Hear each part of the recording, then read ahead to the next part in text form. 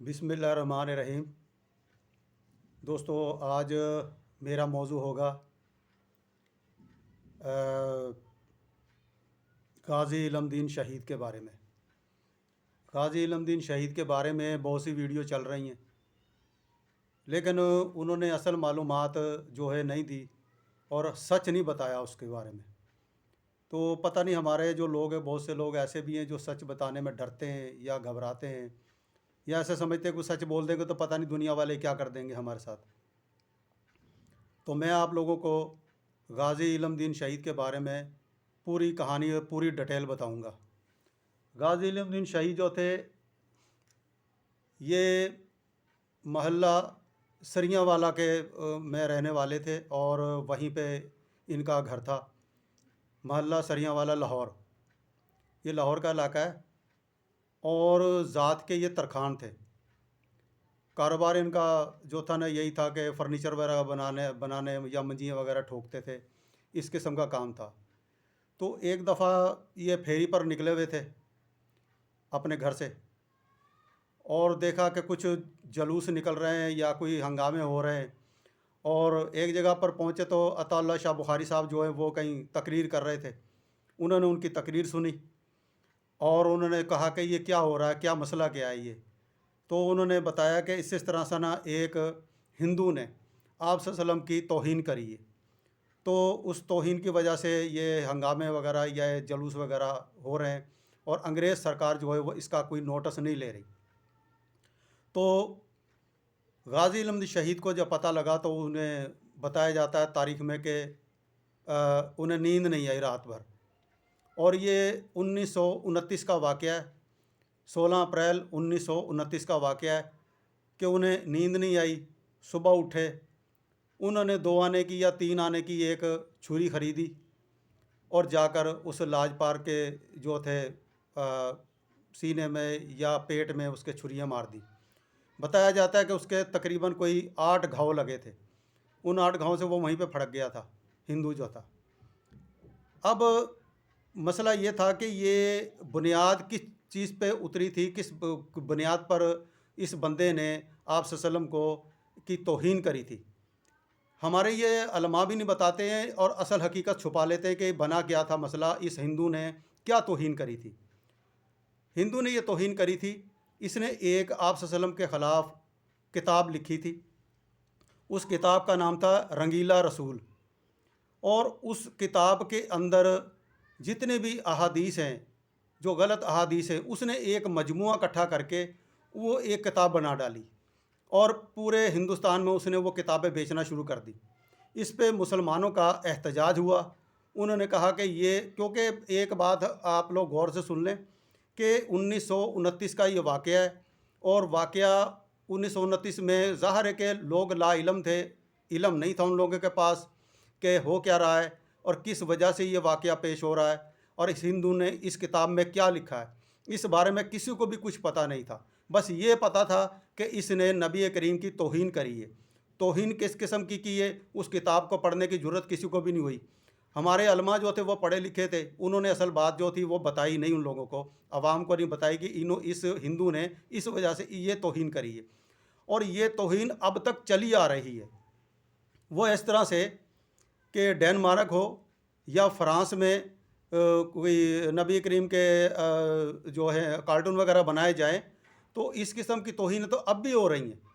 तो मैं आपको इसके बारे में पूरी दलील के पर आखिर में आपको मैं बताऊंगा कि फ़्रांस में भी जो सिलसिला चला था वो इसी मौजू पे हुआ था। तो वो आज भी इंसान जो है, वो बंदे जो यूं ही खुले आम फिर रहे हैं, और ये किस वजह से हुआ था ये भी मैं आपको बता देता हूँ। तो वो किताब जो थी वो लिखी गई, इसके ऊपर फिर मुसलमानों ने केस कर दिया।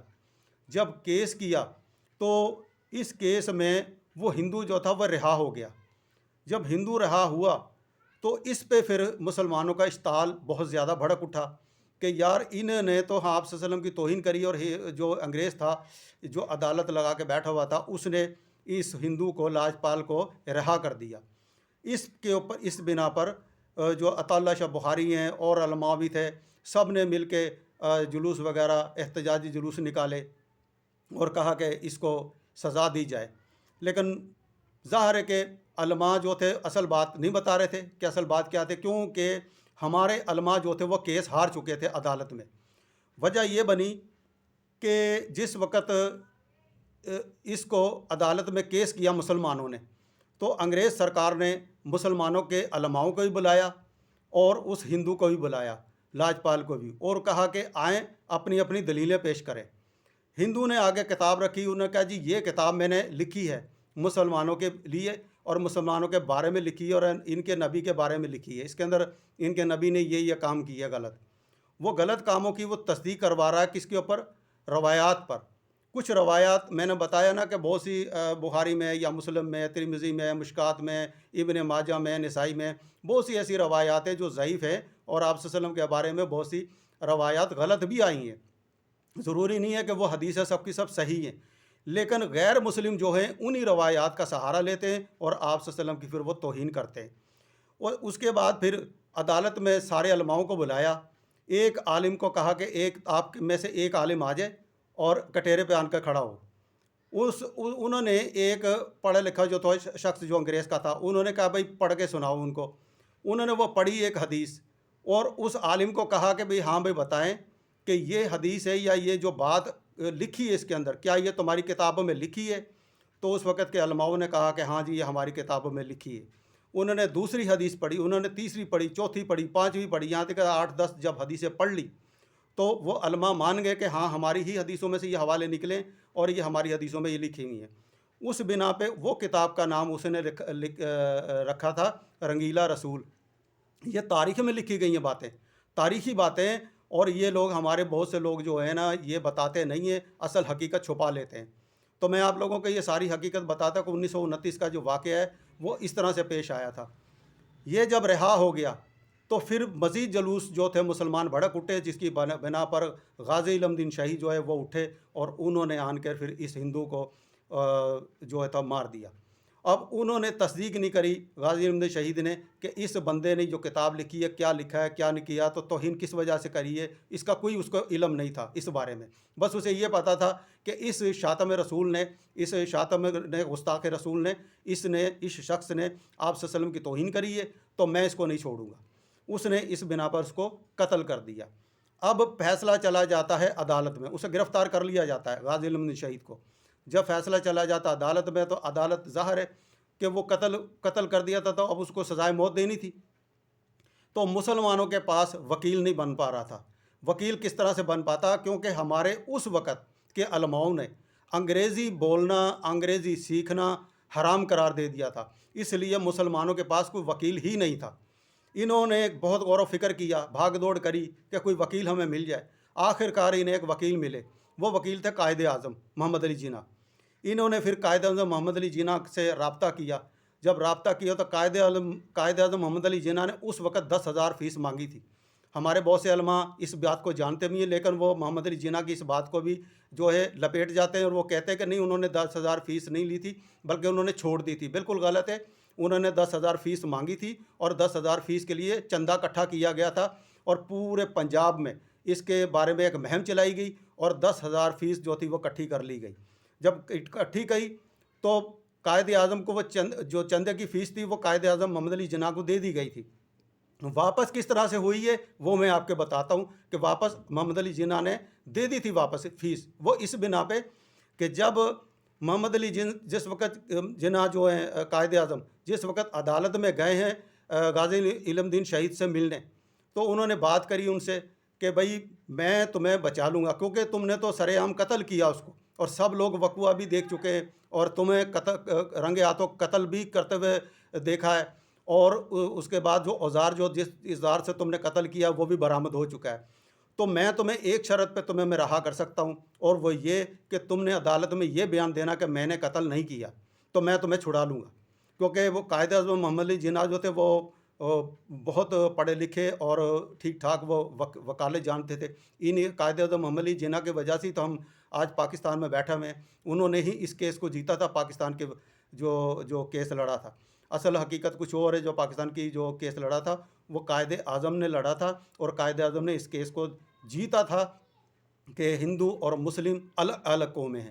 اس کے بنا پہ قائد اعظم نے اس کیس کو لڑا، اور وہ قائد اعظم اس کیس کو جیت گئے، اور اس وقت کے جو تھے برطانیہ کی حکومت مان گئی کہ ہاں 2 قومیں ہیں، ان دونوں قوموں کو الگ کیا جائے۔ تو اس طرح سے یہ قائد اعظم کے سر اس کا سہرا بنتا ہے۔ تو قائد اعظم کی اس لیے ہم تصویر لگاتے ہیں کہ انہوں نے پاکستان کو بنانے میں بہت اہم کردار ادا کیا تھا۔ اس کے بعد قائد اعظم جس وقت باہر آئے غازی الدین شہید کے اس انکار پر، تو انہوں نے آن کر یہ فیس واپس کر دی تھی۔ انہوں نے کہا کہ میں اس غازی الدین شہید کا میں کیس نہیں لڑ سکتا، کیونکہ وہ بندہ جو ہے جو جس طرح سے میں کہہ رہا ہوں وہ اس طرح سے نہیں کر رہا۔ وہ کہہ رہا ہے کہ میں نے تو قتل کیا ہے، تو میں کیوں جھوٹ بولوں۔ اس بنا پر انہیں 16 اپریل 1929 کو ہی ان کو سزائے موت دے دی گئی تھی۔ جب سزائے موت دے دی گئی تھی غازی الدین شہید کو۔ یہ واقعہ اس طرح سے پیش آتا ہے۔ باقی رہی ہم بہت سی روایات، بہت سے افسانے غازی الدین شہید کے بارے میں گھڑتے بھی ہیں، بولتے بھی ہیں۔ ایسا ہو گیا تھا انہیں خواب میں آپ صلی اللہ علیہ وسلم نظر آئے اور انہوں نے اٹھے اور وہ چھری لے کے چل پڑے اور انہوں نے پھر غازی الدین شہید نے پھر وہ لاجپال کو قتل کر دیا۔ ایسی بات نہیں ہے، نہ خواب میں ان کے نظر آئے، نہ انہوں نے کوئی بتائی ایسی بات کہ مجھے خواب میں نظر آئے تھے۔ یہ ہمارے علماؤں کا موقف ہے۔ علماء ہمارے جو ہیں دوسروں کو اس طرح سے ترجیح دیتے ہیں، دوسروں کا جو ہے بھڑکانے کی کوشش کرتے ہیں کہ لوگ بھڑکیں گے اور لوگ اس طرح سے کہیں گے دیکھو اس نے کتنا بڑا کام کیا تو تم بھی ایسے کام کرنے شروع کر دو۔ ٹھیک ہے، یہ شاطم رسول جو اس میں جو شیطان تھا، اس بندے نے نبی کریم کی توہین ضرور کی ہے۔ اور ہم نے اب فرض کرو کہ ہم ہندوؤں کی کتابوں میں سے بہت سی ایسی باتیں ہیں، ہندوؤں کی بھگوت گیتا ہے یا گیتا ہے یا ان کے جو پران ہیں، ان کی بہت سی پرانی کتابیں ہیں جس کے اندر سے بہت ایسی غلط باتیں لکھی ہوئی ہیں، جو ان کی مورتیاں ہیں۔ اگر ہم ان کی کارٹون یا ان کی تصویریں بنا کر ہم شائع کریں تو کیا ہندو بھڑکے گا نہیں؟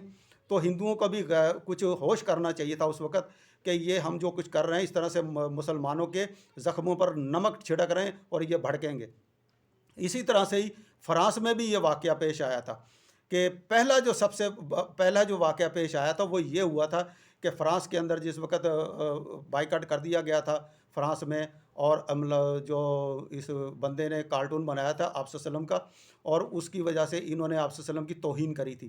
کارٹون میں بھی بہت سی اس نے ایسی جو عجیب و غریب اس نے ایک شکل بنا کر اور بتایا جا رہا ہے کہ یہ ہے نبی ان کا اور یہ کام اس طرح سے کر رہا ہے، یعنی کہ آپ صلی اللہ علیہ وسلم کو 6 سال کی بچی سے نکاح پڑھانے کے بعد ان کو دکھایا جا رہا ہے کارٹون میں کہ ان کو گود میں اٹھایا ہوا ہے 6 سال کی بچی کو، اور 9 عورتیں جو وہ پیچھے کھڑی ہوئی ہیں، وہ اس قسم کی وہ تصویر وہ بنا کر لوگوں کو دکھا رہا تھا۔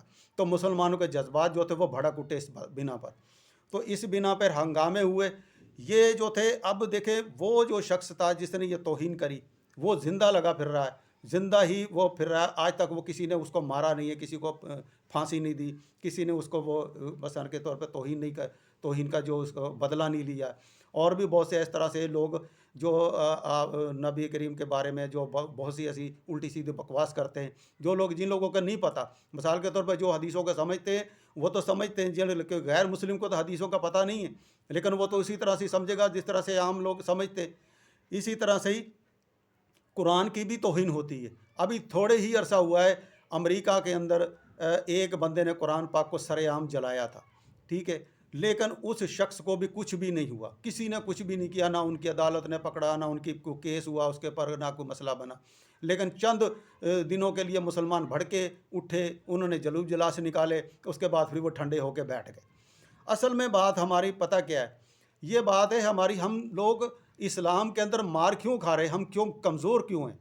کمزوری کی بنیاد ہماری یہی ہے کہ ہم جو لوگ ہیں سب کے سب 57 ملک ہیں، 57 ملک مسلمانوں کے ضرور ہیں، لیکن 57 کے 57 ملک بغیرت بنے ہوئے ہیں۔ کہیں پہ بھی کوئی ایسا مسئلہ ہوتا ہے تو 57 ملک کھڑے نہیں ہوتے، بلکہ 57 ملکوں میں سے چند ملک کھڑے ہوتے ہیں اور وہ بیچارے کلپ کلپکا کر پھر اس کے بعد وہ بیٹھ جاتے ہیں شور شار ڈال کر، اس کے بعد پھر وہ کام شروع ہو جاتا ہے۔ جو عیسائی ہیں یا یہودی ہیں یا ہندو ہیں، دیکھتے ہیں کہ مسلمان ٹھنڈے پڑ گئے تو پھر وہ نیا ایک شوشہ لے آتے ہیں، پھر نئی بات گھڑ دیتے ہیں اور نیا کام پھر سے شروع ہو جاتا ہے، پھر مسلمان اٹھتے ہیں، پھر ہنگامے شروع ہو جاتے ہیں۔ تو اس طرح سے ہمارے مسلمانوں میں اتفاق نہیں ہے۔ اب بھی یہ دیکھتے ہیں ہم کہ فلسطین ہو یا جو کشمیر ہے، کشمیر ہو، افغانستان ہو یا کوئی اور دوسرے لبنان ہے، دوسرے ممالک ہیں، ایران کے اوپر بھی بہت سی پابندیاں ان لوگوں نے لگائی تھی امریکہ نے، لیکن کسی میں بھی کوئی جرت نہیں ہوئی کہ آج تک ہم کشمیر کو آزاد کرا سکیں یا فلسطین کو آزاد کرا سکیں۔ کیا ہم آزاد نہیں کرا سکتے؟ 57 ملک ہیں، 57 کے 57 ملک بغیرت بنے ہوئے ہیں، اور آج تک ہم بھنگ پی کے پڑے ہوئے ہیں۔ بس چند بیانات دے دیتے، ہم نبی کے عاشق رسول ہیں، ہم یہ کر دیں گے اور ہم وہ کر دیں گے اور فلانا کر دیں گے، کچھ بھی نہیں ہوگا۔ میں بچپن سے یہ باتیں سنتا آ رہا ہوں، فلسطین کا مسئلہ یہ بچپن سے چھڑا ہوا ہے، کشمیر کا مسئلہ جو ہے 1947 سے چل رہا ہے، لیکن آج تک اس کو حل نہیں کیا۔ اس کے اوپر سیاستدان سیاست کرتے ہیں، اس کے اوپر جو ہے ہمارے علماء جو ہیں وہ اپنے جلسے جلوس نکال کر وہ اپنی جیبیں بھرتے ہیں، اس طرح ان کے بھی جو ہے گھر چلتے ہیں۔ یہ ہمارے لیے، ہم جو ہے عاشق رسول بن کے اپنے آپ کو قربانیاں دیتے ہیں، کبھی اس ہندو کو مار دیا، کبھی کس کو مار دیا، ہمیں کہتے ہیں کہ تم جنت میں چلے جاؤ گے، اب ہم جنت میں چلے جائیں گے۔ اپنے یہ مولوی علماء جو ہیں یہ کیوں نہیں بھیجتے اپنے بچوں کو مروانے کے لیے؟ لیکن یہ نہیں بھیجیں گے۔ جہاد پر اگر جائیں گے تو کمزور جو ہے وہ غریب طبقے کے لوگ جائیں گے۔ کشمیر میں جتنے بھی لوگ یہاں پہ جہادی بن کے جاتے تھے وہ سب کے سب غریب ہوتے تھے، انہیں سب کو انہوں نے مولویوں نے ہمارے انہیں جنت میں پہنچا دیا ہے۔ وہ کشمیر آج تک آزاد بھی نہیں ہوا، وہ یوں ہی کوئی ان کا مسئلہ پھنسا ہوا ہے، اور نہ آزاد کبھی ہوگا، یا اگر آزاد ہوا بھی تو وہ ایسے ہی ہوگا کہ پاکستان اور ہندوستان کی جب جنگ لڑے گی، یا تو وہ پاکستان ختم ہو جائے گا یا ہندوستان ختم ہوگا، تو تبھی دونوں طرف سے ہوگا کہ ادھر ہم یا ادھر تم، اس طرح سے ہم نعرہ لگاتے رہیں گے، وہ ادھر بیٹھے ہم ادھر بیٹھے حکومتیں کر رہے ہیں اور سیاست چلا رہے ہیں۔ تو اسی طرح سے ہی ہمارے جو افغانستان کو ہم نے کئی دفعہ مار پڑتے ہوئے دیکھی ہے، کئی دفعہ مار پڑتے ہوئے دیکھی ہے، کبھی امریکہ آ گیا تو کبھی روس آ گیا، لیکن وہ اللہ کے بندے ایسے ہیں کہ وہ بھی نہیں ہارے، اور وہ اب تک وہ جنگ لڑ رہے ہیں، اور ان کے اوپر پابندیاں بھی چل رہی ہیں، کبھی انہیں دہشت گرد قرار دیتے، کبھی کیا وہ مسلمان نہیں ہیں؟ مسلمان بھی ہیں، اور بہت کٹر مسلمان ہیں، اور ہم سے بہتر وہ مسلمان ہیں، جس طرح کا ان لوگوں کا نظام ہے، اور جس طرح کا ان کا نظام کا وہ سسٹم چلا رہے ہیں، پاکستان سے بہتر وہ نظام چلا رہے ہیں، اور ہماری طرح کے وہ علماء نہیں ہیں وہاں کے، جو اس طرح کے وہ لوگوں کو بیوقوف بناتے پھر رہے ہیں، یا ان کے اوپر وہ چندے اکٹھے کر کے اور وہ اپنے گھروں کے وہ سسٹم سیدھے کیے ہوئے ہیں۔ اسی طرح سے ہی فلسطین کے مسئلے بھی میں نے بچپن سے اس کا جو ہے سنتا آ رہا ہوں کہ فلسطین میں اتنی قتل و غارت ہوئی ہے۔ میرے خیال میں یہودی اتنے زیادہ قتل نہیں ہوئے ہوں گے جتنے اس وقت فلسطینی لوگ جو ہیں شہید ہو چکے ہیں اس وقت۔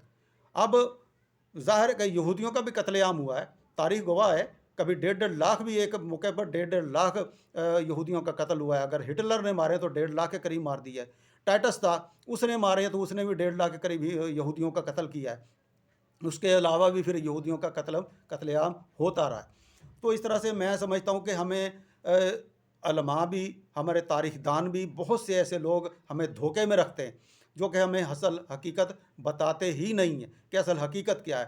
ہمیں صرف ایک یہی بتا دیتے ہیں کہ توہین ہوئی ہے آپ صلی اللہ علیہ وسلم کی اور اٹھ کھڑو، اور وہ ہم اٹھ کھڑے تھے اور جناب جلسے جلوس نکالتے ہیں اور حلال حلال کر دیتے ہیں، اور جناب اس کے بعد پھر کوئی بندہ ایسا اٹھتا ہے کہ وہ اپنا عاشق رسول، ظاہر ہے نبی کی محبت ہر ایک کے دل میں بسی ہوئی ہے، کوئی بھی برداشت نہیں کرتا کہ میرے نبی کے بارے میں کوئی ایسی توہین کرے۔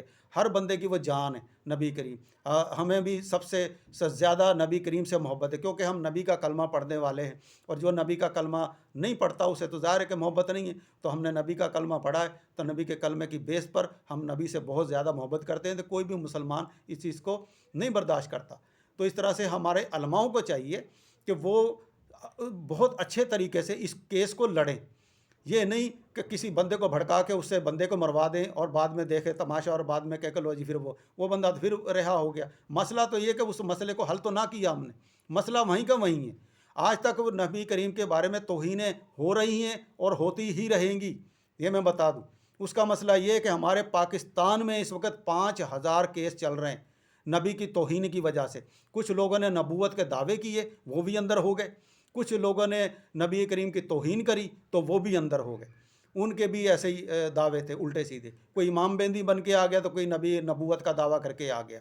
تو اس طرح سے ہمارے پاکستان کے اندر 5000 تقریباً کیس چل رہے ہیں، جو کہ بہت سے لوگ اندر ہیں جو باہر نہیں آنے چاہتے جیلوں سے، انہیں پتہ ہے کہ جیسے ہی ہم باہر آئیں گے تو کوئی علماء یا کوئی مولوی بھڑکا دے گا کسی کو اور ہماری جان کو خطرہ ہو جائے گا، وہ ہمیں مروا دے گا۔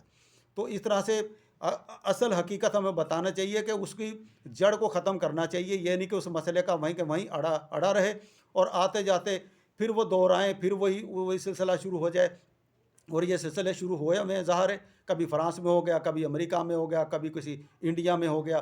اب انڈیا میں جو مسلمان رہ رہے تو ہندو اور مسلم کے بارے میں بہت سی لڑائیاں بھی ہوتی ہیں، لڑائی جھگڑے بھی چل رہے ہیں اس بنا پہ، لیکن کوئی بھی مسئلہ حل نہیں کر سکتے۔ وہاں کے مسلمان جو ہیں وہ ہندوؤں سے بہت بحث کرتے، لیکن آج تک کسی نے وہاں پہ کسی ہندو کے اوپر توہین نہیں لگائی کہ یار اس ہندو نے ہمارے نبی پر یا ہمارے کسی امام پر یا اس نے ہمارے فلانے پر اس نے اس طرح سے غلط القاب سے پکارا ہے تو اس ہندو کو مارا جائے، کیونکہ ہماری حکومت وہاں پر نہیں ہے۔ تو اس لیے میں اجازت چاہوں گا، اگلی میری ویڈیو کا انتظار کریں۔